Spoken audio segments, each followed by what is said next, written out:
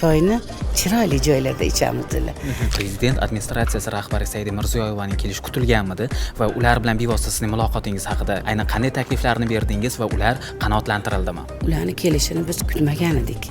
Kelganlarida biz repetitsiya jarayoni bo'layotgandi. Nodira begim spektaklini ayrim joylarini ko'rayotgandik. Birinchi kirganlarida salomlashdikda, keyin ular aytdilarki, "Men dedilar, sizlardan uzr so'rayman" dedilar. "Yo'q, unaqa demang, nega desam, men avvalroq kelishim kerak ekan" dedi. "Nima gapinglar bor? Nima muammoinglar bor?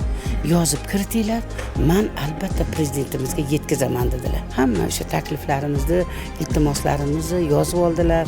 Ta'mir masalasi ko'tarildi. Ta'mir masalasi ko'tarildi. Hammasi yaxshi bo'ladi. Ko'rdilarda ancha eskirgan, qaralmagan, urinib qolgan deb ko'rdilarda hali zo'r bo'ladilar. Keyin chiqib ketayotganlarida uzr, sizga bir piyola choy ham tutolmadik dedim desam, choyni chiroyli joylarda ichamiz dedilar. Demak, aytyaptilarki, teatrni zamonaviy qiyofaga kiritamiz Va birga o'tiramiz. Va birga ichamiz choyni dedilar. Ijodiylar nima bo'lyapti, sharoitinglar qanaqa deb anchadan beri kelishgan. Turibman, qo'limdan kelganicha yordam beraman, rahbarga yetkazaman hamma muammolaringni menga yozib bersalaring. Administratsiya bilan hokimiyat birgalikda qilsin deb dastur.